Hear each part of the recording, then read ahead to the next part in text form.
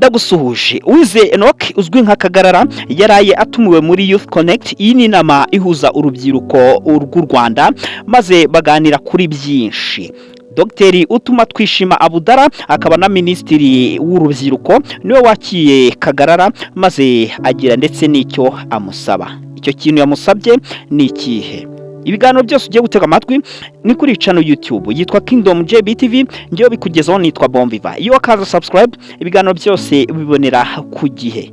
Ngaruriro nguko ngwaye ikaze ku muyoboro mugari wa internet.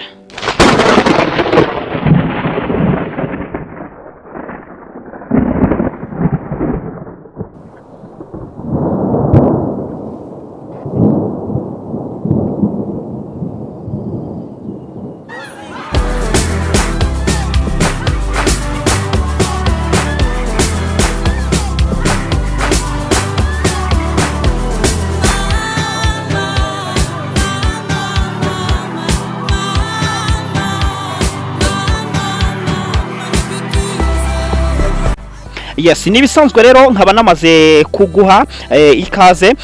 N'inama rero yaraye ibaye, ibintu rero byavugiwemo byari byinshi. Hanyuma inama ikaba yari yibanze kuri Kagarara mu buryo bwo kuba hakoreshwa igihe neza ndetse no gukoresha imbuga neza, ndavuga imbuga nkoranyambaga bikabyarira umusaruro abandi, ndetse hakanabaho kwamamaza igihugu cy'u Rwanda mu buryo bwiza. Ubwo rero inama nicyo ngicyo yari igamije.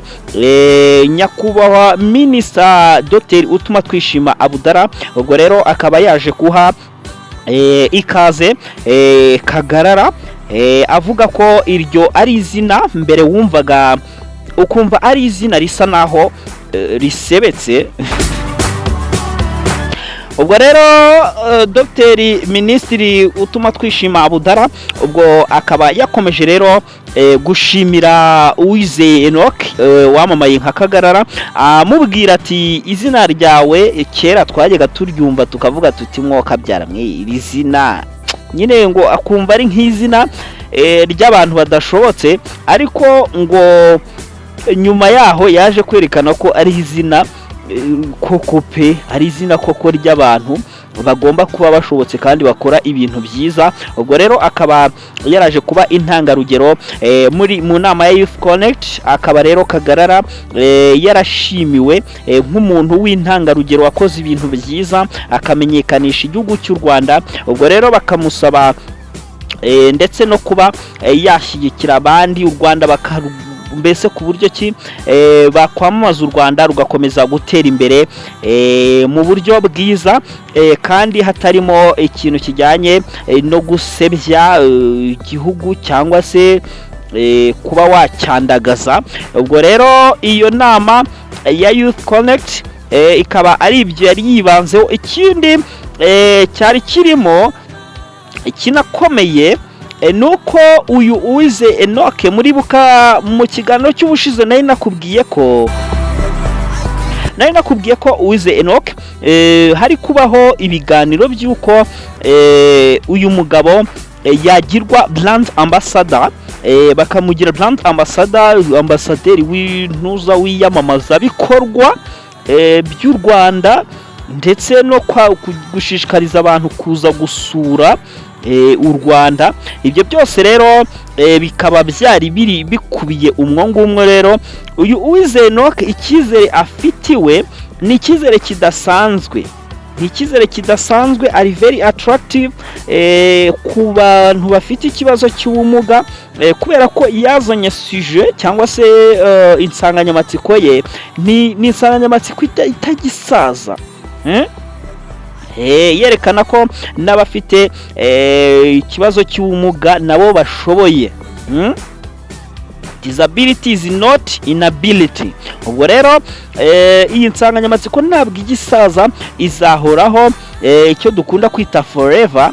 Ubwo rero bishatse kuvuga ngo uyu Uwizeye Enoch mbere na mbere uyu ni turufu yo kugira ngo yamamaze u Rwanda bitewe naho n'u Rwanda rugeze, aho muri rusange abanyarwanda tugeze, ntabwo Kagara mbese ikintu ashaka kwerekana ko n'abafite ubumuga bashoboye, ko rwose ko bakora kandi ibintu byose bakabikora. Ubwo rero Kagarara akaba rero muri iyi nama ya Youth Connect ihuza urubyiruko rw'u Rwanda, ubwo rero akaba nawe yari arimo, bakaba baganiye byinshi.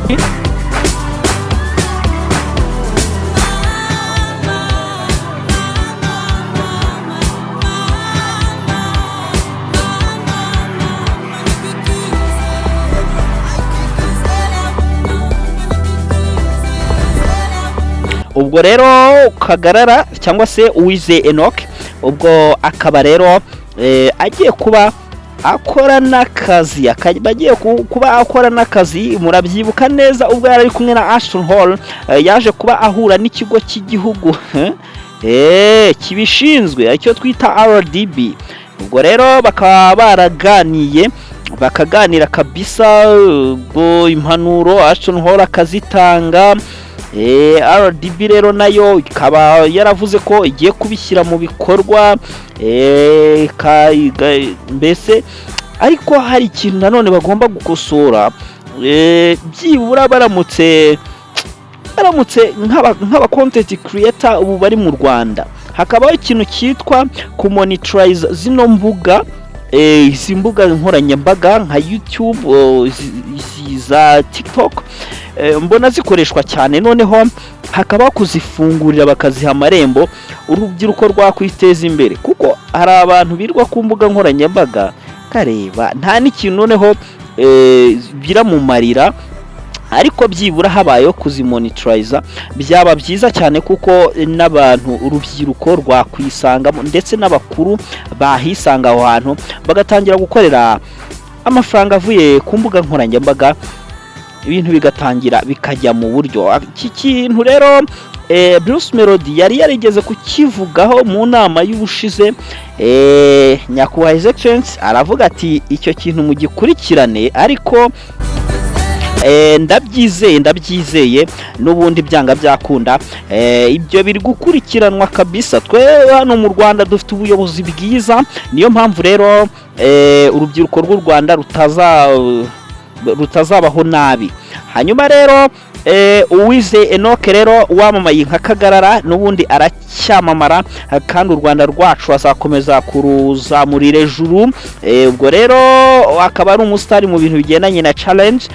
Mu nama rero akaba yakiriwe na Minisitiri w'urubyiruko, Minisitiri Dr Utuma Twishima Budara. Ubwo rero akaba yamushimiye imbere y'abantu, bavuga ati uri umuntu ukomeye, ati werekanye ko icyizere burya ari cyo cya mbere, ati ko n'ahantu hose wahagera.